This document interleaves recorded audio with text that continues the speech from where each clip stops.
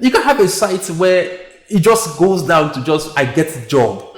Oh, thank God this whole tech thing happened and they have sacked everybody. Everybody should go home. Everybody should go and get to go work in the farm. I'm happy it happened. Because it got to a point, it almost looked like if I was working in a Nigerian company and you were working with one French guy, you were better than me. Yeah. And it became a problem. Hello everyone, you're now listening to After Scrum with Ada and Ami. Here we talk about what is new what's interesting and what you would have considered difficult to tech. Lego.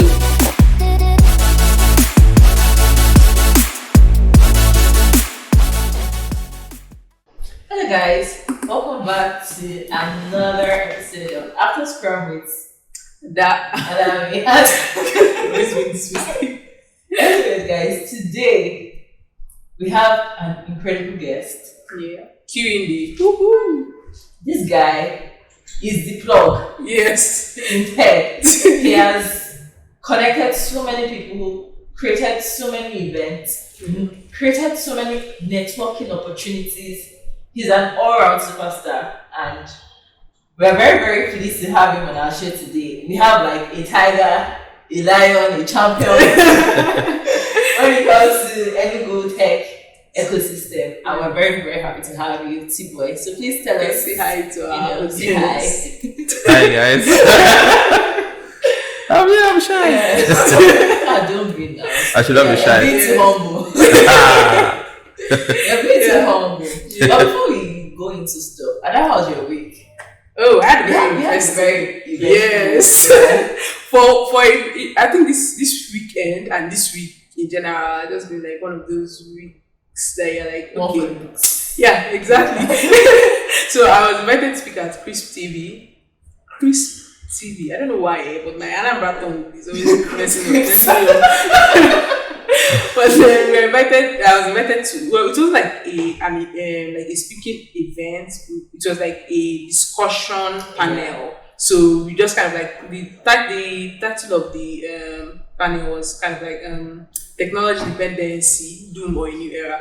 I can't wait for when it airs, but it was really interesting. I was also there. Yes. Yes. It was fun. Yeah, I didn't actually know what to expect. Yeah. But it actually turned out like really, really Yes. I was actually like really excited to be. But first of all, I was excited to be part of it, and then when I got there, whatever my expectations were, it was met and surpassed. So it was great.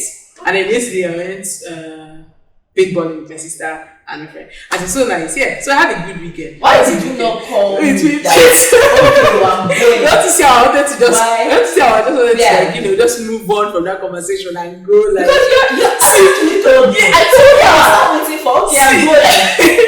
She had a Call of Duty moment. No, okay, see, let me explain something to you. This is not something I'm proud of, but I'm usually late to everything. So let's start with the fact that so before that day, I was so excited. I was like, okay, we're going to go for this event and stuff like that. We're going to go paintballing. And then a few hours to the distance, and I started sleeping. When they woke me up that I didn't know more going, I was like, let's forget about it. And then they were like, no, you've been excited about it, so let's go. So actually, how do I explain? Maybe if you had called me that activated my excitement. It's fine. See? Let's start. If Ami wanted to go for this thing, you should have remembered. But the fact that you did not remember means that you are still in the. I was waiting to be activated. See, but how was your week? How was your week and your weekend? Yeah. Yeah, the week has been okay. So I didn't do much work because I did a lot of work the week before. Then this week was a little bit slow, easy. Then I spent time reading this week. Got this book. Yeah. Oh yeah, there's this book by Max Solly on what the British did to Nigeria. Interesting. And it's like pre-colonial Nigeria down to so From whose perspective? Okay, so what he did basically was he got lots of the materials from the British archives.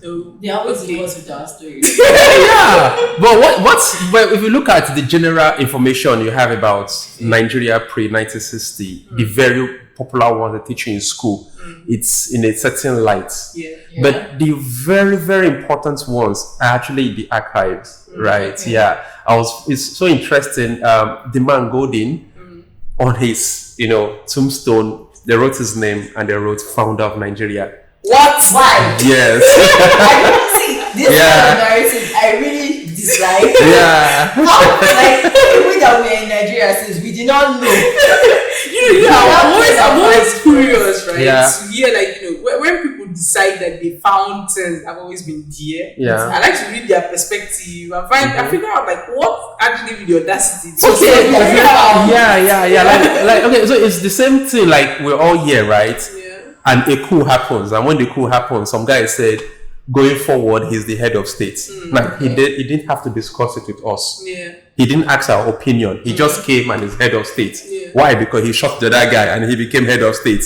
Now, he didn't ask us whether we like the other guy or not. He just says, going forward, I'm head of state. So that's how it is about this thing. So how these things normally work is, it's not like he really discovered Nigeria. But the idea, almost because it was his company basically that was running the show across the Niger. Because he has the older story. Someone older story and says, okay, I am the founder, uncle. You now fight. But funny enough, Gordon's ideology about people around this side was what really helped the government do a lot of things. In short, Gordon at the time was actually thinking the British government would have given him total power over the region. Yeah. Even what Lord Lugard did in the north, Gordon was one that actually said, hey, this is how you take over power in this region. Yeah. So even what you call USC Foods, right, was a result of Gordon's company. I don't know. USC Foods, right? It was Gordon's company. And those things were the things they used for trading around. And funny thing is, it was his politics he was playing that gave birth to what you call Nigeria. He wanted to, this whole region, he wanted to take over. But why is he not as popular as maybe Lord Lugard? I know I'm kind of like deflecting. Okay, yeah. Okay, so what happened was Lugard was civil servant. He was a direct. He was one that was actually interacting with the people. Not really the people. He was working for the government, British Parliament. Okay. So he was working for the Parliament. So when the Parliament brought out a new charter and closed down every company, then Lugard was the guy in charge. But Gordon did extra work in making sure his name was not in the history books. He didn't want to be known. He just wanted to just wanted to do his thing and get out. I want to talk about the bad things it is because you make it sound like fairy tale, but let's not go into that. No, there's a lot of stuff. Okay, let me give you a clue. Jaja for Pogo, his death, his exile, and everything was because of Gordon's activity. You see? So, and a lot of the activities that happened, especially in the creek, where people started pushing back against the colonial government, was because of Gordon's activity. How Lugard took over the north was a plan set up by Gordon himself. Yeah. Wow, so he has been the mastermind. What is the name of the book? What Britain did to Nigeria. If you read Mark's book, he has a trilogy called Soldiers of Fortune, and Soldiers of Fortune was from the first government to the Civil War. The whole trilogy ended in 1999 when Obasanjo took over government. Too much history. But it's so funny that this last book was actually he did a trilogy from independence down to Obasanjo, this our era, democratic era. Then this book was like pre-everything. Wow. And it was just so wonderful. Yeah. And I always advise people to read history books on Nigeria. It gives a perspective of where you are currently, where you are going to in the future. If a man does not know where he's coming from, he doesn't know where he's going. There's this popular Igbo saying like that, where they said, if you don't know what the rain starts beating you, exactly. If you are here and the rain stops, you don't know. That's what I say, Alright. This week we've had a lot of interesting stories. Twitter, tech space general has been buzzing with so much news. And the most interesting one now is our brother. We talk about him a lot on this podcast. His name is Elon Musk. We have a long relationship at this point. His name is Elon Musk, and he came out with some new rules for Twitter, and he tweeted that now you're going to have a limited amount of posts you can read every day. So if you are unsubscribed, you can only read 600 posts a day. If you are subscribed, you can read 6,000 posts a day. And if you're a new unsubscribed person, you can read only 3. Just imagine. Yeah. So like, what do you think about it? Like, No, funny enough, even this money. morning he has increased it this morning to 800 for he got unsubscribe. backlash. Yeah. Just imagine this. so much. Just Like, imagine I'll the- okay, go ahead. No, I'm just imagining, right, how you just be scrolling through Twitter, right, and then you get to your sisters and Mark, maybe here, Like on your eyes. it's not telling you, Just your this thing has been exceeded. I think the most interesting narrative for me is him trying to make it look like it's about human beings now having to touch grass. Finally, once your tweet, once you got into your tweet quota, you can go out and look at your family members and get It's to very know them interesting. better. Right? There are actually I think there are like 4 people I consider interesting in our own time, right? Okay. I say the laws of physics don't apply to the 4 people. Okay. The first guy is Elon. Okay. The next guy is Donald Trump. Okay. The next guy is Kanye. The last guy is Pete Darlington. The laws of physics don't apply to these 4 people. They are on a different wavelengths. Like honestly. For whatever reason, and it's good you have people like that around once in a while, right? It's not asking. I look at this people and I'm asking myself, am I really okay? What if these guys are the ones that are really okay? Exactly. Because that when the fact that everybody is doing something does not mean that that's the right thing. That's the right thing to do. Yeah, I enjoy them. Elon is. Yeah, I was thinking since he had this lady as a new CEO, I thought she really wants to take over the helm of affairs, and I wasn't expecting this kind of drastic. Like, this is a very drastic change in the way people interact, because Twitter is not just a normal social media. Politics is discussed there a lot. People get their jobs on Twitter. So just imagine you are in a hot quarrel now. And then the guy just hits you one and you want to reply. If you talk about that, that's actually one of the reasons why I don't like Twitter. The fact that everybody there is just violent. So the fact that maybe when they're about to respond, you cannot think twice. Do I really want to use this? Let me just leave it and use it to solve somebody else. The guy will not have the last say. No. But what do you think about this is new? I just feel like Elon is trying to create a balance in this world where we are having this very sharp divide. So you have people on the left, you have people on the right? And you have people having this opinion about this and opinion. And Elon just did something interesting. He was like, anything in your mind, say. Right? He just created that room for it, right? From left-wing guys to the right-wing guys. Anything. Like where the so-called attempted coup happened some weeks back in Russia. And they had this account Elon was really following. Actually, I was impressed by the way they reported that Russia coup with that particular account he was following. Because that was actually the account I went to, and I actually you followed the whole thing happening. Oh man! Well, I don't know if at this point we should be calling it a coup, because if it's a coup, you might as well, carry it to the end. Like, I don't understand what is happening. But so what over time the internet has done, but people don't really know, is the internet have tried to tell people that the world is actually bigger than how you perceive it. So when you hear things like, there's a coup in Russia, you should not actually pay attention to the coup. You should pay attention to what led to the whole activities there, right? Exactly. So people are now saying this is and funny enough, this is the first time ever that kind of attempt is made on Putin. And Putin has had this reputation that you don't even try. So you know that somebody is behind someone that has that kind of mind. So it's so scary now, because what if the US government was behind it? But what if the Russian government was also behind this? So you can't tell at this point until maybe 5 years from now, or 25 years from now, CIA repeats the classified their documents. Right? I think that because I actually followed that story, right? They said that apparently Wagner Group, which is like a private army, exactly, said that Russian armies shot at them or attacked them in the field when they were fighting with Ukraine, right? And so because of that, they said they were going to retaliate, and then they were driving to Moscow to take over the city. I didn't even understand that, because when you say do you know the funny thing about it? Okay, let me tell you something funny. The US government pledged $6 billion or $5 billion to Ukraine just a week before this happened. Wow. And so Yes.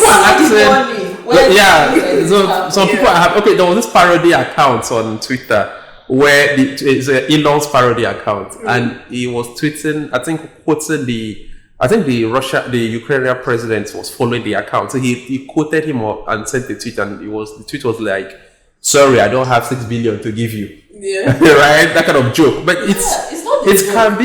You know how this world works, right? Someone is pledging 6 billion, and the private army is already staging a coup against his employer, right? And this private army has stations in Africa.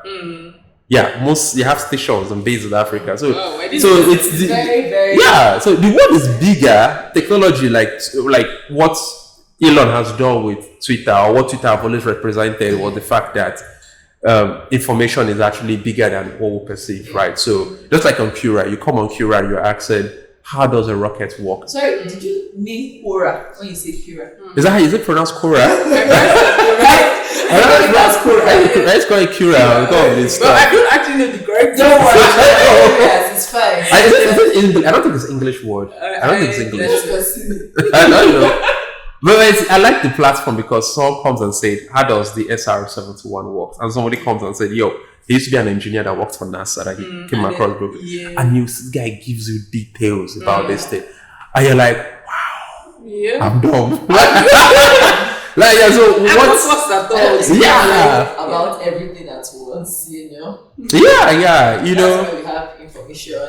But, you know, this whole thing on Twitter, one of the impacts I've seen so far is that there's this new social, yes, everybody is trying. I think that's Donald Trump's social media. Yes. So everybody, a lot of people now, a lot of influencers, you know, they're already posting their social media handles so that you can follow them on that platform. Why? I think this is the time when things happen. This is a very, very big disruption in the way people live. And at times like this, people can come up with something else, and because of this inconvenience, you can see people begin to move. If you give them something convenient that is like what they are used to. Okay. Yeah. I think they will still move. Okay, so I think there's something we're actually feeling about this whole thing. So we're in a very polar world right now. Okay. The world, as you know, is actually divided. The West is divided. There's been an uprising I don't use the word uprising, there's been riots in France for a couple of days right now. Though the French, as much as they are good romantics, man, those guys They're passionate people. Those guys.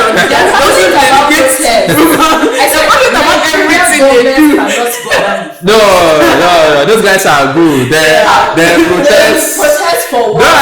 Don't allow their slow, easy, romantic lifestyle. Those guys. So when you look at what's happening in France, look at what's happening in Western Europe, what's happening in America, it's actually a very polar world. You have, I don't know, I don't know your stand, but so you have this whole issue of gender displacement and gender identity, and it's spilling over into all that sense. It has gone from just the regular term Libra to more bigger things. So the term Libra now is very wide, and it's actually causing a very polar issue. And what something like social media platforms like Twitter is all about is saying, I am not left, I am not right. I am here to allow like we say in Nigeria, allow the violence happen, right? So what we are looking at now is the use of technology to push the agenda. So now some people will say, no, the left is wrong, no, the right is wrong. And it's a crazy thing that what technology we are looking at now is using this technology to create the divide. It's now becoming glaring that, if this CEO says, you know what, we're not going to have this thing in our home system, and people say, no, he's anti this. And this other guy says, no, he's anti this. Issues that are not even directly related to. Yes. Yeah, so what we're experiencing now in this area of technology is that it's not yet spilling over here, but so what we are looking at in things like social media, this article I came across, and somebody was saying Elon shouldn't be CEO of Twitter. And it said, and he's no longer the CEO actually. Yeah. So the article was saying Twitter is not a technological company. Twitter is not like Tesla where you build a car and you sell a car. Yeah. Right? Twitter is like the New York Times. Yes, yes. Now, Sometimes people come for their information. For information, right? Yeah. Now you are having a situation whereby if this guy comes and says, you know what, I'm cool with blue shirts. And you guys say, no. For you to get blue shirts, you have to kill 10,000 animals. Now, me, I'm in between. So what do you want me to do? True. So I said, okay, no, easy. What will happen is, don't say you like blue, and you tell her you are sorry. And like, I can't tell her sorry. She had to kill 10,000 animals to get a blue shirt. I know. Yeah. So the problem about technology right now is almost this issue of polarization. Now, it's also spilling to what you call AI. Politics. Yeah, it's the same thing. Yeah, even the issue of AI is going to eventually get to that. Because now, if somebody tells you, I identify as this, how do you train a computer to look at a person? It's eventually going to spill to that point. So whatever we are doing with technology eventually comes down to it, because we used to think technology is one separate thing. No, technology is actually us.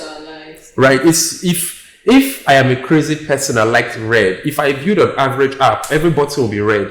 Now, if you're a person that says, you know what, red is not cool, then you now have this issue. Are you going to say, is the app that is the problem, or is me that designed it? Right? People don't always remember that technology is actually the tool itself. It's not, the thing itself. So, in a very polar world, eventually tech itself, it will not really create that bridge. It may end up creating the divide. Yeah. So, another part of this Elon Musk thing I've been thinking about is I felt like one of the big ways Twitter makes their money is through advertisements. Now, making this kind of restrictions, I want to believe that more than 50% of Twitter users do not have a blue tick, so they are not subscribed to the blue tick.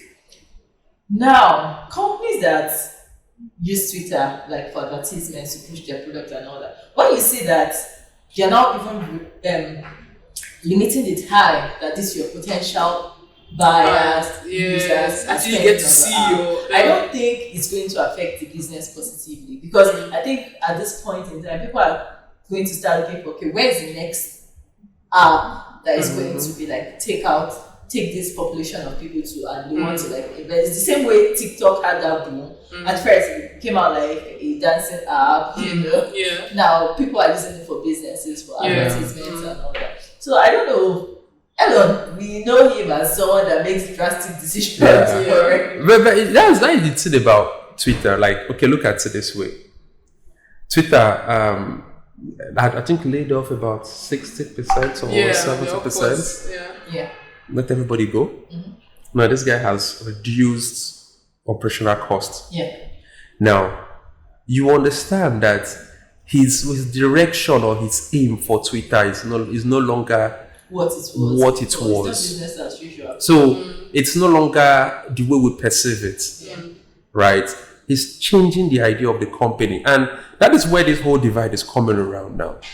You get so. It's an interesting question. If you take over the New Yorker, what are you going to do? Yeah, because you have to do something different. Yeah, if you take over the New Yorker, what are you going to do? Sure. Yeah. You have to now take this, look at the New Yorker, one of the most iconic platforms. Look at Time Magazine, look at Newsweek, right? So if you take those platforms, what are you going to do? You're going to change it. You're going to say, oh, let's try this direction, right? So I don't know his game plan in the next 5 years, 6 years. Elon can only just watch and Elon has always been lucky. There are crazy people like that on Earth. But I don't think you agree with you on the lock part. You probably be assaulted by it. Besides Elon's news, there's this news that I saw, and I was intrigued by it because it's not the first time this thing is happening. So there's this software company, it's called IRL, right? And they shut down. This company has actually raised $200 million. Why did they shut down within the week, last week? Because it was discovered that 95% of their users were fake. Yeah. So what is this with people and trying to fake tech company trying to? I think it's something that is very normal in tech industry. No, it's not normal in tech. It happens a lot. There is always this fake it to make it. Yeah. Sometimes if you like, I don't know if you've hung out with some marketers and if you hear some of the kind of stories that you say about like how people try to get users in the app. It's just like really funny stories. Yeah. So what do you think? Okay, it's not just tech, it's in the business. Okay, so 95%. yeah, okay, so see how see what the problem about things like businesses. So businesses are set up not for impact, but for quick profits. Okay, so look at it this way. If I was the poster boy of Enugu Tech and you don't see me on all the whole tech blogs in Lagos saying I got this, I got that, I got this, would you consider me successful? So that is the thing about life. But you're successful now. No. The average guy won't see me as that. If I am in my room and I rewrote the whole protocol for the Linux and I'm not in the popular blogs, yeah, and I'm not successful. The society doesn't perceive me as that. So, yeah. So now get yeah, no, it's not just in tech. It's not just in tech. It happens a lot in every business. Yeah. Like the media businesses has that also. Generally, people just do it. Yeah. People create that illusion of success, right? People want to just do so it. that they can attract. Because when people, I understand actually that when people perceive you as, when people think that you know what you're doing, they can trust you more. Yes, and that's why you get deals. But I think that the question here is not even just about the fact that it's not ethical. That's why I said that people enter business not for the impact, but for the money. Yeah. We'll use the term cash out. People want to cash out as quickly as possible. The guy is not here for the impact. He's not here to say, you know what, I want to do this and I want to change the narrative about this. I want to do this. I want to know. Some people just want to sit down and say, you know what, I think if we game the system well enough, we go. But let me tell you, in 2008, when the whole bank crisis happened, I don't know whether you guys follow the whole thing then, when Lehman Brothers, those big guys, all went bust. Do you know the CEOs who are going home with big checks? That's insane. Now you'll be thinking, this guy should not go home with any money. Yeah, they shouldn't. Before the bust happened, most of the big bankers all cashed out and went to some fancy island and just chilled. Many of them saw what was going to happen. The question is, if you knew this was going to happen, why didn't you stop it? And the government was saying there is nothing they can do because they didn't do anything illegal. So when you come across this thing, they say one tech company, it's everywhere. The banking sector, it happens. The manufacturing, it just happens everywhere because people have this. Okay, this now comes back to this thing about technology and polarization in the world we're living in now. About technology, people say they want to use technology to make money. They don't care about any other person's opinion. The guy knows that if I have a fancy deck, do 1 or 2 media rounds, do 1 or 2 times, I'm going to raise money. Yeah. Right. I mean, Just say, hey guys. Yeah. Right. That is the buzzword, right? Yeah. And each 5 years, there's a new buzzword, and the guy, goes home. But it's rare for you to come across few people that say, you know what, I think I want to change something. Yeah. Some years back, we had this issue with WhatsApp, and Facebook was saying they wanted to do ads on WhatsApp, and I had to start reading up the whole WhatsApp story, and I realized one of the guys that started WhatsApp said his parents were in Ukraine, and during the Crimea issue with Ukraine, then Russia, Russia is always invading Ukraine. It's like never that day. So I think it was 2014, or I forgot when. And his parents were there, and he said he tried reaching them and he couldn't. So he was thinking, can't I just have a messaging app, with low internet, no bandwidth, I can send messages. And fast forward, we have WhatsApp, and the WhatsApp was sold to other bigger company, And if you are Mark, you bought this fine, nice company. Yes. Your board of directors wants to make money. Exactly. So the next thing is, Mr. Man, how far? So you spent how many billion on this? So how far? And now you're in that situation. What are you going to do? So I'm just, for whatever reason, I think the guy is stuck with the idea of this is going to no ads and the rest. It's so like, I don't know, it's weird always for me to see how sometimes people start building a software with the best of intentions. Yeah. But over time, then they realize that, okay, for instance, now I don't know how WhatsApp is doing it, how they're making money. But over time, you realize, okay, for instance, I need to pay my workers, I need to do this, I need to do that. And then over a period of time, or like without them, they might not even realize it. but their modus operandi begins to shift Yeah. a little bit, and then towards like, okay, how do we make sure that this makes money? And then it moves from not just how do we make sure that this makes money, how do we make sure that this makes enough money? Yeah. And then they don't, at that point they don't care now who they're hurting, or you know, if they're even hurting anyone. But do you think a lot of companies are overvalued? Because I think that's where this thing starts from. Because when you now pay out a lot of billions and stuff, it's not like if I had a product to sell and I had the opportunity to ask for that kind of money. You know, I don't give it. So that aside, Yeah. you know, I'm not trying to be right. But do you think that a lot of companies are being overvalued and this Yeah. causes these kind of issues? Because now we've paid more than just like Twitter. Elon Musk exactly. I was going to make the like Twitter times example. how many of Yes, of how the much value Twitter of is. Twitter, and even that Twitter was not even a profitable company at the time. Yeah, many companies are overvalued. Yeah, definitely. For Elon, I don't think Elon would have bought Twitter just because he wanted to. If you check it, he was making comments about Twitter even before he bought Twitter. He has been very active. You know. So I think for the purchase of Twitter, I think it was personal. I think it was a personal thing for him. He just wanted to do it, right? Yeah. So on this issue of these companies being overvalued, a lot are overvalued because you and understand something. Human beings are very funny. They tend to move with the trend. Yeah. Right. So you don't want to look like, oh, I was left out. So anything people just move towards, you jump on it. So because of that, it creates value.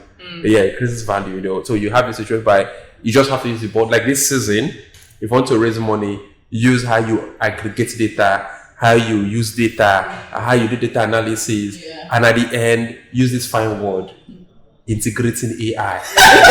And that's all. So actually, I feel like it's a very difficult thing to determine a company's value sometimes. So when we're talking about like, you know, how maybe some companies are overvalued, I'm like, oh, yeah, of course you can show the numbers and you can show this, but then there are some things that you cannot measure. Like, you know, like you said, something like, you know, how people are like invested in whatever the product is and stuff like that. So, but when it comes to maybe the numbers, for instance, this particular case that these people actually like blew up their numbers, I feel like for me, it's not the fact that they blew up their amount. 95% is a lot. I think they had a lot of fake users. Then that's on. At that point, for anybody to do that at that point, understand that he just needed to keep getting the money because the CEO is going to go home to the next package. For that kind of a thing, because Now it depends on the clause. It depends on the clause. So okay, so a lot of value things coming. It's like labor laws coming. Like you have to check the state labor law, the investment policies, the investment laws are guided. So a lot of those things come in. Okay, so if you come to a place like, let's say, Nigeria, right? There are laws that talk about having fake customers, and different sectors also have, like banking sector have issues like that also, right? Yeah. So I don't know for something like app, because I think the investors we have a way of getting, most of the investors we have a way because understand something. And also it depends on how the kind of agreement or sort of setup you have with the investors. Because when Jack bought Tidal, the former CEO and owner of Twitter, when he bought Tidal with this experience company Block or something, there's the way the agreement is in such a way that if you want to do a certain kind of deal, he doesn't need the board to decide. Right. And again, most of the time you have to check, do the boards have voting rights? I mean, the investors have voting rights. So these are things that come in place, right? So so there are a lot of ways around this. So there's how these things happen. Then depending on how it was all set up, right? But understand something. Someone that can get you 95% and they're fake users, understand that it was a deliberate action. And he knew that the more users he was showing people, the more money he was going to get. So it was not a case of at this point. About over 100 million users. And 95 are fake. So the people do it. The real users they had was just like 1 million. So the people could do that because they wanted to just make money. And that is what about ethics in technology, right? So it's complex. But do you see the annoying thing about it? At the end of the day now, the company has closed down. and the workers will now have to start finding new jobs. Like, it's just So that is even the small part. The crazy part is the fact that if I have similar technology, I can't get an investor. Yes. Because like, oh, okay, all of you all the same sort of yeah, thing, yeah. workers. So it's a crazy thing, and people, that is the thing about technology. People don't understand the fact that because technology is close knit. Yeah. You know, one hand touch oil and the whole thing gets red, right? So that is the problem with it. So, and that's why I always keep saying that no matter how small we are, like in our own Enugu space, try not to have a bad reputation, so it doesn't easily spill over and you know messes up for the next guy. Yeah. And speaking of like Enugu space, like I said, Tboi is like a boss. Yeah. When it comes to Enugu. He's laughing, he's trying to be modest, but then he has done a lot. I remember the first time I met Tboi, I think he was in this office. Oh, really? I think he was in the office and he was now trying to get me to come to one of their tech events. And I went for one of them. I've been a participant of one of his events. I've spoken at his event. This guy just puts everybody in a tech space together. Like, I have a story I want to share, right? Like the very first, like, you know, when I talk about like, you know, how I actually started coding and then I talk about putting some of food. Tboi was instrumental to bringing that program together. And sometimes I think about the fact that, you know, no, actually, I mean, like, sometimes I think about the fact that, you know, if not for that program, I might have actually, like, because prior to that program, I was like, just looking at HTML and CSS on, I think I was in W3 school. No, I didn't know about W3 school then. I was using a YouTube video, right? And it was just me, and I didn't know anybody that, you know, was doing anything that was software related. I had zero idea about that, right? And then also me going for that program, that was a completely different ball game, right? Because usually their own goal. But then when I found out that, you know, they were providing, let me tell you something funny, right? I found out that they were providing, like, you know, transportation. I usually had to come down there, and then they pick me from here and then take me down. Actually, when I told my mom, she was like, "This does not sound real." sounds scary. Yes. It is. And he said, "Out of your girls." I said, "Yes." She said, "Mama." So, but still, like, so I don't know. It's one of those philanthropic acts that I've always wanted to ask you, like, you know, because I think that was the first edition, right? Yeah. So what inspired that, right? And the rest of all the things that you've always done for the community, right? What actually is where does that come from? Okay, let me give you a funny story. In this room, this very room, was the second GDG event I ever attended. Wow. Okay, so How was it? wow. So we all started, you know, a couple of 5 guys or so. We started doing what we are doing, and you know, started. But why did everything? Why I did this whole thing was for one reason. There was no place I could see fellow gigs. There was no place I could see fellow gigs. There was no place where I could see people that were crazy. As at then, there's this YouTube channel. I think some other company bought it. So it's called the Creators Project. The other day I went back and the channel was still there, but I've stopped posting videos.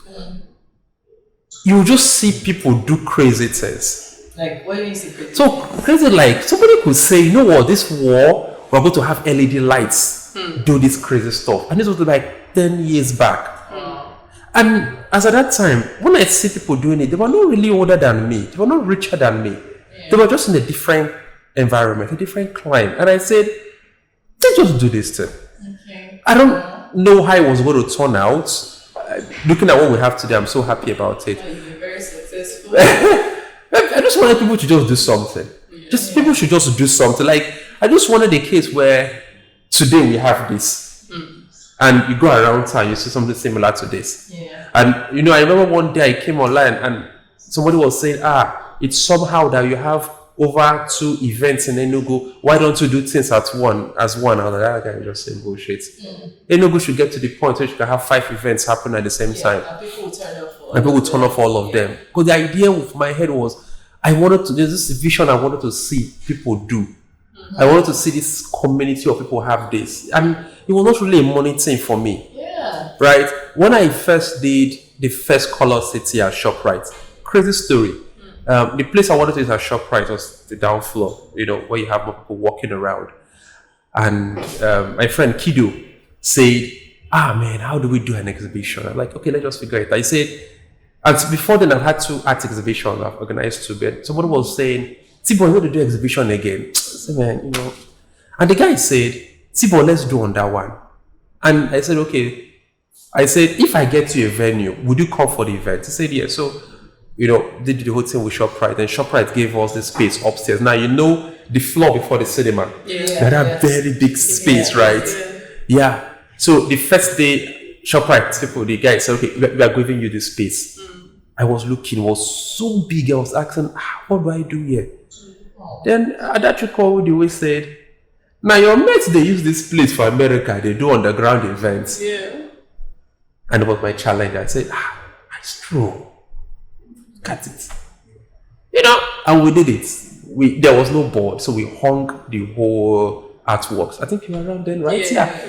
I think someone said, the first time he came to an exhibition and they had works displayed that way, we hung the artworks from the I didn't think it was in December. The second one, I traveled. Yeah. So by the time we did the second one, we had LED screens. Well, I think I can say that was the biggest graffiti I've seen in Enugu State. The whole wall was graffiti and stuff. And the idea of doing all these things is the fact that I want to have a community of people do this. Every day we complain, Nigeria this, Nigeria that. But none of us will go to a political party and register and get a form. Nobody will gather 4 of their friends together to do something simple. Yeah. So people just complain without doing anything. Now, if I want my child tomorrow to live in a society that is functional, I have now to start fixing it. Right? Yeah. During the pandemic, I came across a book by this guy called Godano Bruno. The guy, David Yates, was the guy that wrote the book. And how one man practically changed the face of Europe till today. He just met somebody and told somebody, do you know about this thing? He introduced the guy, introduced this other guy. And the guys in the science community had an idea of what Europe should be like. There was a manifesto that some people wrote then. And as at that time, they were talking about streets with lights on them. So when people look, people think it's everybody. That was the bird idea. They probably saw it in Benin Kingdom. So if you look at it, it's not like everybody in Europe were that smart. Yeah. It's 4 or 5 guys that said, I don't like as this thing take BO. Let's try to change it. Say, guy, how far you less busy? So, what do you think? Somebody's okay, I have one other rich guy, let's go and meet him. And 50 years down the line, there's an impact. Yeah. Right? And look at Ada doing her thing now. Ada is last year you were helping those girls pick some of code, right? Yeah. And was that last year? Yeah, last year. You were helping those girls pick some of code, it's Sophia. Yes. That was last year. And now you're creating the next set of girls in this same space and the next set of girls. And and this is how it goes. But if everybody had sat down in their house and see me, do my thing, you can't have a community that will work. I think you've inspired a lot of people through your events. Because it's not just like techie events. You have events for like artists, designers. You have events for people in the art space. Like you do some how do you have time to do all these things? Yes. You do so many things. Oh, really? You have a podcast about culture and you have how do you get and still have time to always post and an art every Friday. Oh yeah, that Friday too. Okay, so that Friday to see how it started. So I was just looking at my life and I said, so if somebody asked me, what do you do with your life? What are you going to say? I just carry a laptop from place to place. That's the I'm a designer. I just carry a laptop. And I said, okay, so why don't I do a design? I started design. The name Good Friday came about because I'm a Kanye fan. Yeah, you got to be there. I'm a big Kanye fan. So Kanye has this thing called Good Friday. So if he's dropping, let's say, a series of if you want to drop like a walk, and he posts it on a Friday, calls it Good Friday because the record label is called Good Music. So getting out our dreams. That's good, getting out our dreams. So drops on a Friday called Good Friday. So I said, okay, let me do my own Good Friday, and that's how I started. Because I said, if somebody asks, what are you doing with your life? And I read about men that will tell you, at 30 he did this, at 35 he did this, at 50, man, people live a full rich life. Like at all levels. And it's not about money, it's about guys waking up to conquer the next frontier. Right? People are waking up to try the next big thing. And I discovered that It's one of the things we don't have much in this society. In our society, we are contented. We have this issue where I say, I get a good job, then I come buy a car. You know, I live for this fans, buy a house. If you get to, and if it gets to that point, and that's where, in short, if I feel better than my neighbor, I've arrived.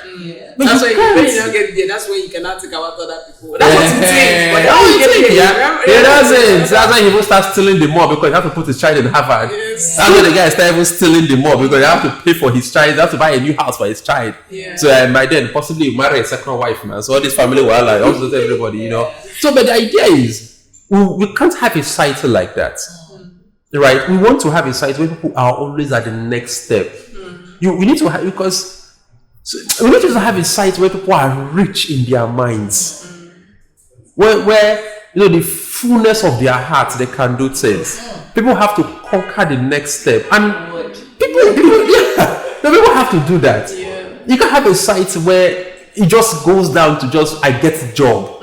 Oh, thank God this whole tech thing happened and they have sacked everybody. Everyone should go home. Everyone should go and get to go work in the farm. I'm happy it happened because it got to a point. It almost looked like. If I was working in a Nigerian company and you were working with one French guy, you were better than me. Yeah. And it became a problem. And like the problem that everybody's like a lot of people have lost their primary source of income. No, why I'm saying it's good in a way is okay, see, we may not notice, but something happened at the time in this our space. You could not get anybody to hire. You start a small company. Because you are the plug. Yeah, you start a small company and you say, I will pay somebody just 10,000, 20,000. Let's see what I can build small thing. Somebody that is a student in his father's house is telling you it is too small. That his aim is to go and work for one Lebanese guy online. So that when they come for events, I work online. You work online. Oh, you follow work online. Oh, this remote business together was a thing. But many people around there could not get anybody to just work for.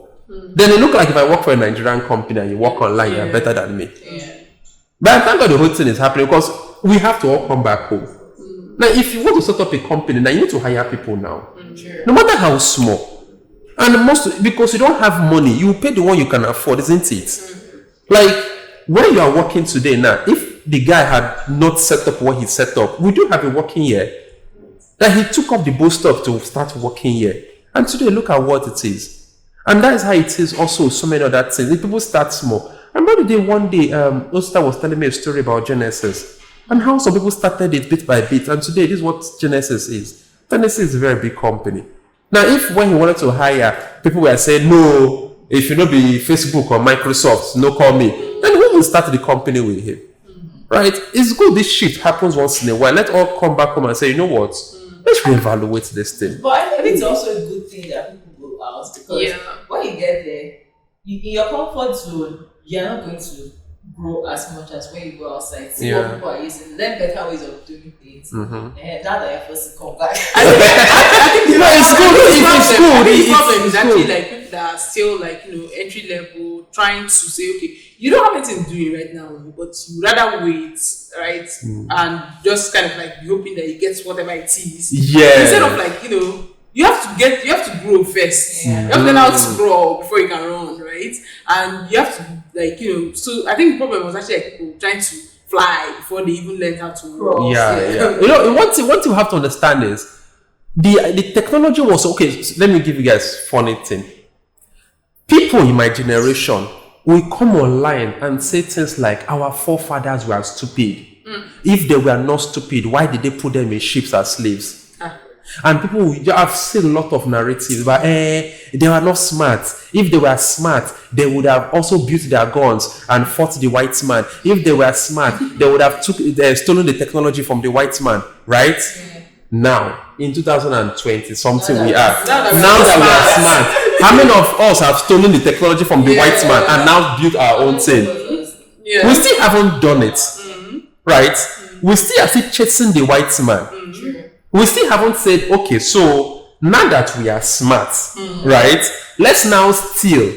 Let's now chase him away. Let's now build. We still haven't done it. But the same sort of people will still come online and insult everybody, their forebearers, and they say this, that. Now that you have it, what have you done? Yeah. Right? I think it's very funny how much synergy this conversation is having with the conversation yesterday on Saturday, right? Yeah. Because this guy was insisting that the problem that Nigerians have is the fact that we are still chasing after what they we're not trying to build our own things, and it's such an interesting way to view things generally. It's interesting. Okay, let me give you a clue. So I have myself and my friends, we have this small studio called Afrochives. So how did Afrochives come about? You just realize you come online and somebody will tell you everything about King Henry III. And you're asking him, so what about your grandfather? I don't know what my grandfather. He doesn't know anything. He dismisses his grandfather. Now when you come and say things online and say, at my village, we do this. No, you are very wrong. And you ask him why. He said there's no evidence to prove.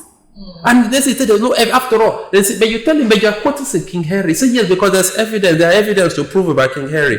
And he said, okay. So now that you are a smart person, how often do you go and meet your grandfather to confirm this information? Yeah. Now you said King Henry did 20-something because there is one book you read somewhere. Now, you that went to school, because somebody that time was smart and he wrote his own about King Henry, and you are reading it today, right?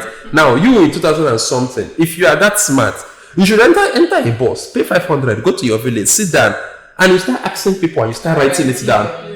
So that the next 200 years, someone can say, no, I have evidence. In my own village, we used to do this one. Yes, the book also. What this thing that you now said now, I think it's very important that we document our own stories.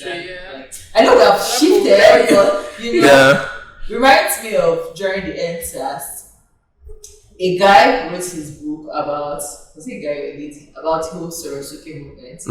And then a white lady in a school in the abroad went to go and write her own with Sorosuke. I think she even tried to trademark Sorosuke, and I'm like, who the hell are you from there to write our stories from? And the thing is that maybe because we don't have a reading culture, I think we heard more buzz from the lady's book than from the book that our own person has written. But I think it's also very important that we had someone from there writing down the stories and how everything was happening. Because if we only have now, it's 2020. Now it's already 2023, and you cannot have a vivid picture of how everything happened, no matter how we say we remember stuff.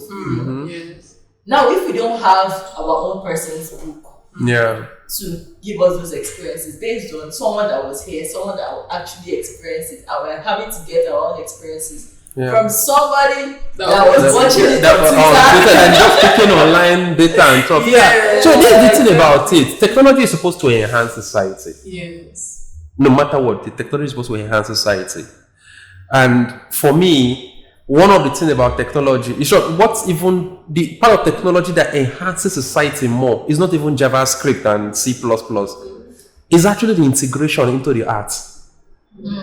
That is where that's where the major breakthrough is. The integration into the arts is where it is. Because the arts is where people actually can relate to things. Using technology to tell stories. To create visual experiences for people.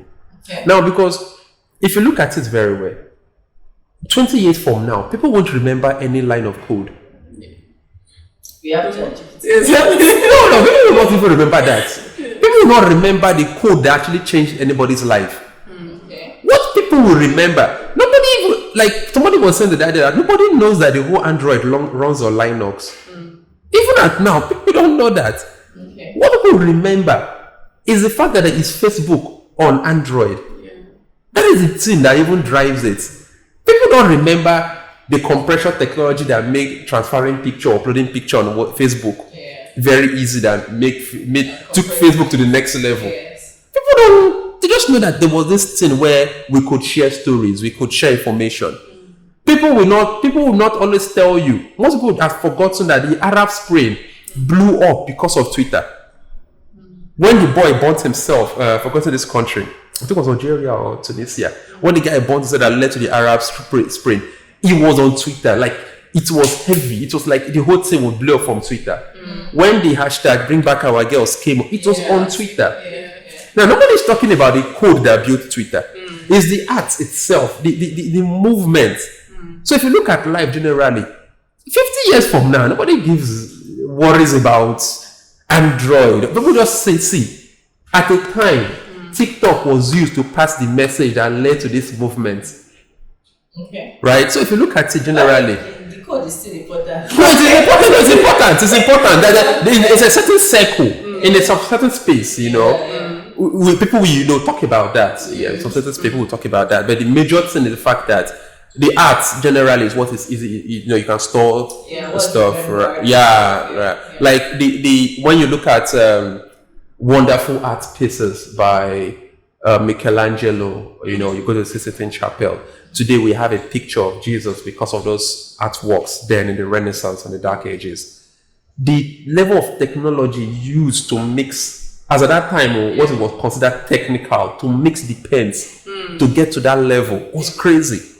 Like among artisans, they were like, man, how did you get to mix this color this way? How did you get this canvas to work like this? Among themselves. But for us, we don't care. No, it's fine. We're just like, oh man, you come to the Vatican, they have this wonderful art piece. I'm like, wow. Right? But among the artisans, maybe among the developers community, we have a conversation about how this guy rewrote this protocol, rewrote this thing. Among the space, that's what it would be. Yeah, I agree. I think you've really done a lot for the Enugu tech space. What has been your highlight so far since you've been pushing community building and stuff in this Enugu tech space? Obviously, the highlight. The highlights. I'll add an extra question. Okay. Are there points where you're like, this thing is just annoying. I don't want to do it. I don't want to do it. This papa annoying me too much. So two questions. Okay, the highlight is the fact that you guys are here. Oh, come on. These are the highlights. She's like, stop he's just trying to go it so low. So it's for the highlight is the fact that there is Sophia doing the other program. The highlight is that we have this podcast. The highlight is Godson and Source Code. They all came together and did their first last year. The highlight is that Joshua, Judy Code, is doing so great with Build Space today. Those are the highlights. They are like, you come around and you see people do stuff. This is the thing. This is where it's the joy, man. It's the fact that you could see somebody the first time he started and you could see him here. I'm like, oh man, okay, that's good, right? And there are points where I had to reconsider and say, do I really need to do this? Okay. So I'm so grateful. Let me start dropping it. Okay, let me do what people do in hip hop. There's sometimes. Okay, so one of the most iconic moments for me on Twitter was when Jay-Z was inducted into the Hall of Fame as a writer. Oh God, this nigga was dropping names, man. So I had dark moments, but it was not like a dark night of my soul, but I had dark moments. And I'm forever grateful for the likes of Mr. Ogoeze, Chuk Sedoga, Ogwarono, Ben, Chima, Osita, then Willie before Willie left. I'm forever grateful because I used to have points where I'm like, I go do this thing. How? And I would just be drinking beer with Chuks. And just like, dude, whatever is in your mind, just do it, man. I'm like, how? Let's see, Tboi, just do it. I'm like, I said, there's no money, I don't know, just do it, see. Then I could probably call Ugo and say, I'm thinking about this. I said, Tboi, deal, but I could see how we take one. Then I'll be with Mr. Ogoeze and he'll be telling me stuff and he will try to tell me, see, just do this damn thing. Right? I could call Osita and say, I have this thing, I want to have this thing for girls on this time. He said, come to the office, let's talk now. And he'll come up like, just do it. And I'll say, okay. And these people are just there, just doing these things. And and without them, I don't think we would have had most of what we ever had so far.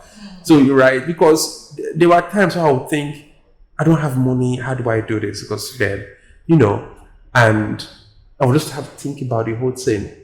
I have a day job anyway, so I think, this is my salary to do this thing. If I use one today, if I use one tomorrow, how much could remain? And I'll be thinking, okay, let me just reach out to people. And they're like, okay, yeah, let's just do it. So I was expecting to hear, I want to thank me for being me, for being here. For doing all the work. Wow, Showing all the people, for showing up, for having the dark nights that led to.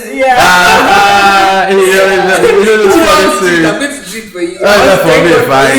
I never ever start. No, when I look at what I've done, I'm like, no, I've not started. People have lived full life. Oh God. People have lived across, like, done things, right? And look at Elon. Elon is a madman. Elon is the kind of person that you say, I got this advice from him. Look at Elon. Look at Kanye, man. The people that at each point it's you very assess amusing. it, The yeah. set of the group of people you've chosen as your role model. Like Kanye West, Elon Musk, Spidality. No, not role model. Not role models. But these guys currently, they're not like my role models, but these guys are like people that You look up to. they're just crazy for whatever reason. Like, okay, so I don't know. Their craziness. Yeah, the people that are bold enough to try this. Okay, so I don't know if you guys. Okay, there's this series on Netflix. I think everybody should watch it. I'm happy it's on Netflix now. I came across it like 10 years back or so. I watched it then at Ugoeze's house. Then I think it's on Netflix now. Everybody should watch it again. It's Finding Fella. Finding Fella. Yes, Finding Fella. You need to watch it. Like, sit down for like the 1 hour plus and watch it. Yeah, just watch it, and you realize that people at each point get to the next level. Like, you can't have a society where you can't count 50 people that have broken barriers at each point or elevated their game. If it's a bad thing in a society, you need to count like 50. You don't talk like 1,000 people. No, just like 100 people that they will tell you from 2021 to this time, I did this with my life. Probably I wrote a book. Maybe I saw the book and I say, you know what, I'm not writing anymore. And I'm thinking of maybe, like, somebody asked me, what do you want to do when you're like 40? I said by 50, I'm planning to retire and I want to be doing magic. So I want to start doing magic. Like, there should be something at each point. Okay, from this time to this time I did this. This time to this time I did this. And this time to this time I did this, right? Like, currently, what I'm currently doing is setting up this thing called Africhives. And the idea is to tell African stories. No matter how bitter, no matter how funny, no matter how interested, no matter how sweet, like, tell these stories, right? And what led to this idea of Africhive was my friend would try to do something called the Ekiri Foundation.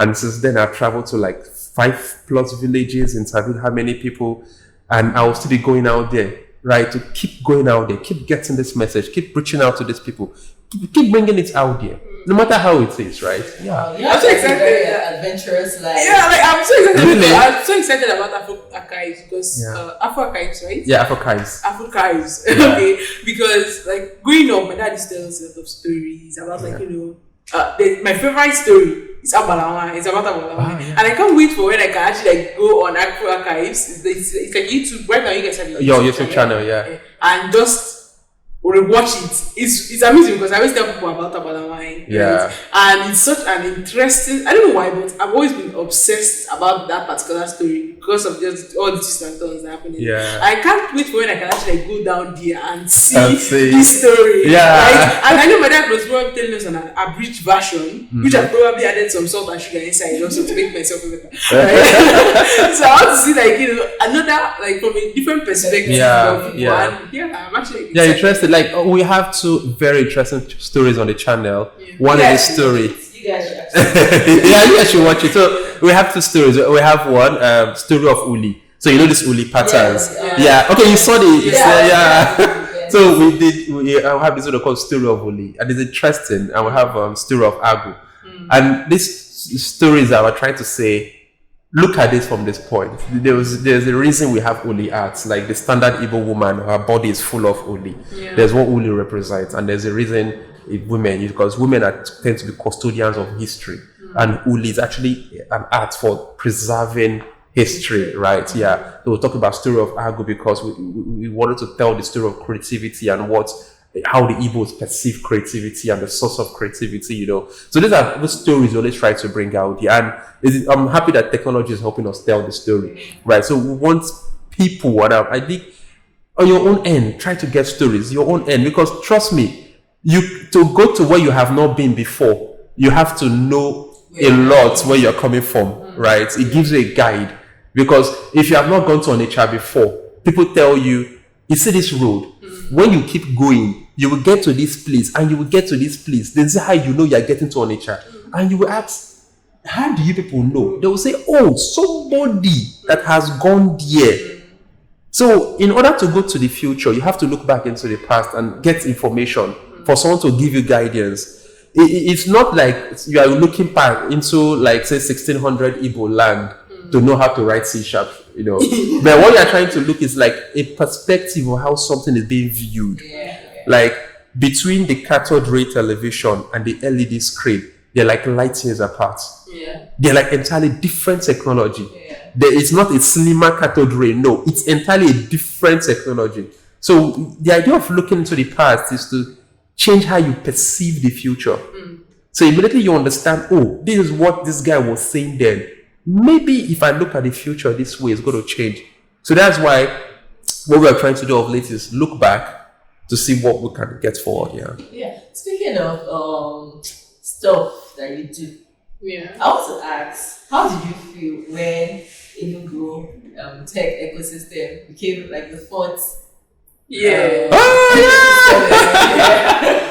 2 years. I think the first time was 2 years back.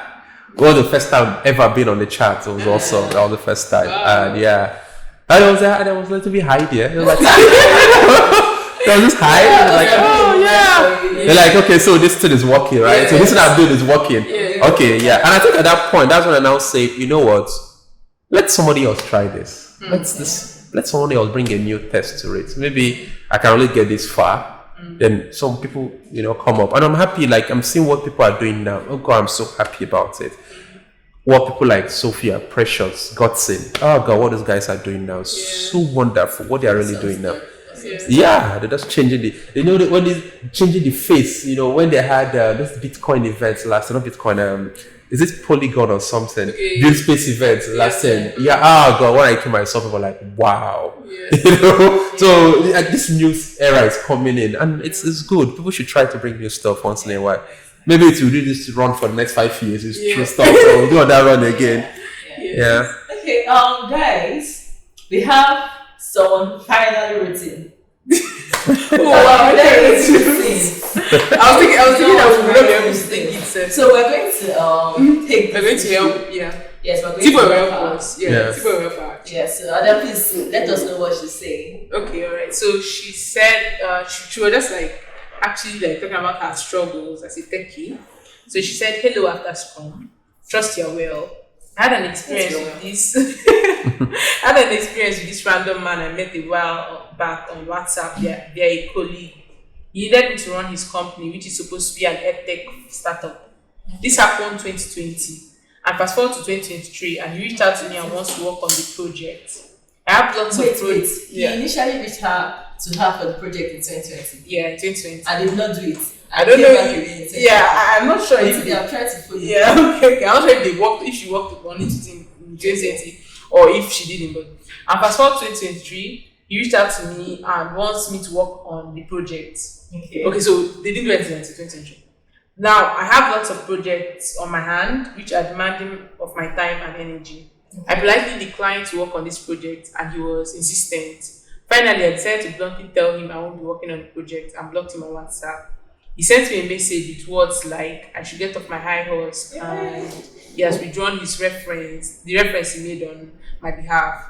He's looking for a slave trade and clearly he met his match. One thing is certain, he will never contact me again for his fallacious ideas. Okay, kind regards. So I don't know if she's asking for advice or if I think she just telling us a story of something that happened and I don't know, like, okay, so. But wait, first, she told the guy that she didn't have time. Yeah. So why is he still trying to? Yeah, exactly. I don't know if I think that it's fair that she told him, okay, see, I don't have time. That she just said, okay, I'll do it. And now And watch then, it. yeah, and because then that would be a whole different ball game. Exactly. Because if she said she'd do the thing and then she's not taking time, you get angry. But like, what would you do if you were in that kind of scenario where you told someone that you clearly don't have time and they're still trying to push you to do it, and then he now start calling you names like, Wow. They're calling father. Like, I know that, like, if I don't have time, it's better for me that I am straight with you and I tell you that, okay, I can't actually make out time for this, right? It's just not possible. And I've checked my schedule and I know that it's not going to work. So it's better for me that I'm honest with you at that point and I'm like, it's not going to work. Than I'm like, okay, it's work, I'll do it. And then I end up disappointing you. I think that's much worse. exactly. What do you think? Yeah, I just think there's something people used to call emotional intelligence. I don't know, some people don't have it. Also, some people have it. There's this thing called emotional intelligence. Some people don't have it, right? Yes. I think so. So I just think the man's approach is wrong. If someone tells you I can't work for you, it's okay now. You get to the next person. What you can simply ask is, do you know anybody I can call and talk to? See, I'm trying to look at this thing from another angle. What if the guy actually likes her? It's not about the work now. From 2020 to 2023? Yes. So what if imagine because there are a lot of inconsistent people. Yeah. So imagine he wasn't just about it. And he was just like trying to like Find get to know her or find the way. He waited too long. No, I think if it was from that point, he would have asked for them to meet. And Yeah, he was okay, let's try to.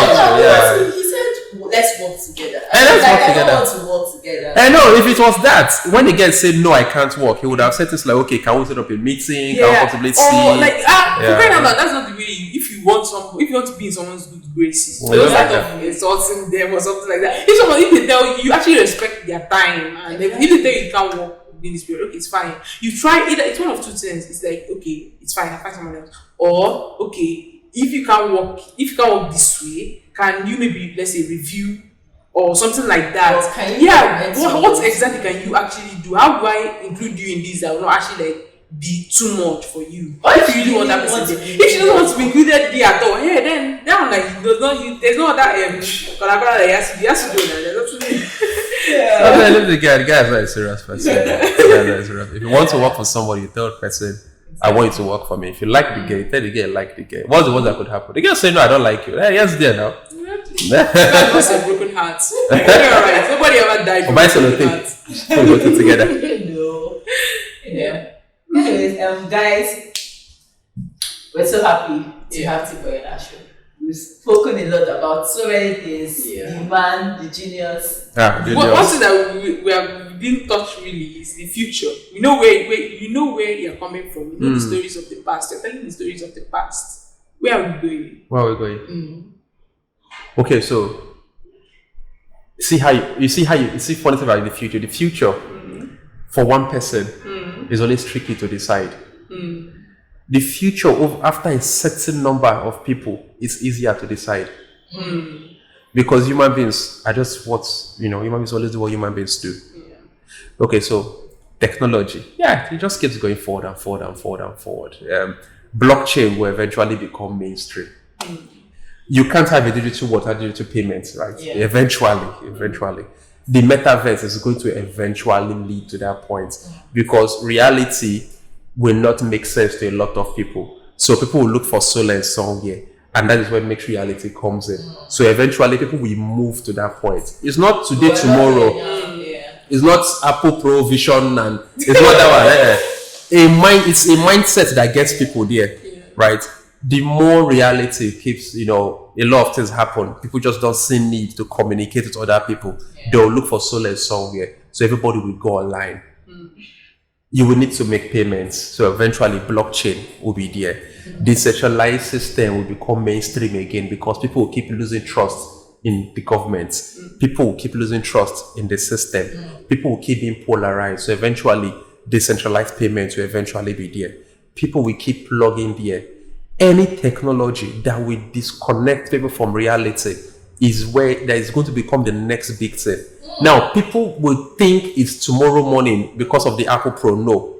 these things can start taking place in the next 10, 15 years, starts taking shape. Maybe a war there, a famine there, that kind of things will keep happening. Interesting points in human life. Just like Nigerian cash.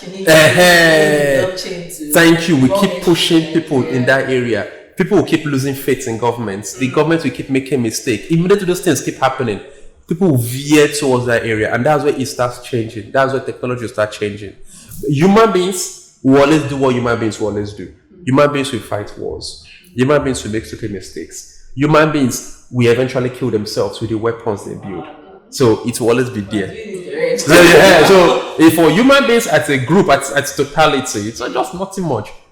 We today, not different from the guys in the 1600s, not different from the guys in, let's say, 15 BC. And let me tell you, based on it, as old as this earth is, human beings came here like last week. When you really compare that, the fact that this earth is about 1 billion years or so, human beings just came here like last week. Between when human beings started using fire and riding on horses, this is about 3,000, 4,000, 5,000 years or so. Between that time to now, it's about how many thousand years? So it's relatively young compared to this earth, right? This earth will eventually correct itself. This whole global warming thing will eventually get worse. Though human beings will try to struggle, but the earth will eventually fix itself. There's something there's this thing in Igbo where they say the earth is alive. So the earth is alive in itself. Just like you have a tree is alive and human being is alive, The earth in itself is alive. If you wound it, it's going to heal itself. Right? So the earth is eventually going to heal itself. You might be able to keep doing stupid things. And, then look at this way. If there was a time Africa was the most powerful civilization, and if there's this law in computing science where they said every new advancement in tech is going to be like times 2, the guy behind it, right? It keeps times 2 or something like that. I think it's Moore's law. So if you use that same principle in human life, if there was a time Africa was like the main, the black race was like the ruling guy, the guy before the next guy after them will be 2x bigger than them, which means the third guy will be like 4, 5x or so. It's exponential, it keeps growing, right? The way life works is that after it keeps spinning to come back to where it starts. To be a circular. Now, it's a very long process. It's not like a year, it's not even like 1,000 years, right? Definitely come full circle. It's just life comes full circle. Yeah. There was no America by let's say the 1200. There was no America as we know it today. Then 1776, there was the state of America. Yeah. And today America is the biggest, guys, right? Yeah. It keeps going on. So that's the future. Yeah. But in the anything immediate, like say 10, 20 years, it's a little bit tricky because you can't really, anything really far, 50 years, you can easily just wrap your mind inside. Because of where you are coming from, you can easily tell where they are going. Yeah. I think you need to see this TV series called Foundation. Interesting. It's actually a book. I think it's the first sci-fi book that talked of what you call interstellar federation. Isaac Asimov. So you just give us the book. Oh, the movie. Check it out. There's this book. You also need to read called The Three-Body Problem. And there's this principle is I won't take it too much time because I won't take it too much time, right? But there's But anyway, okay, so maybe this one's for the audio, right? Yeah. So there's this principle in science called three-body problem. So they said if you're on Earth and you're observing 2 planetary systems or 1 planetary system, you can actually tell what this guy can be in the next 20, 50 or so years.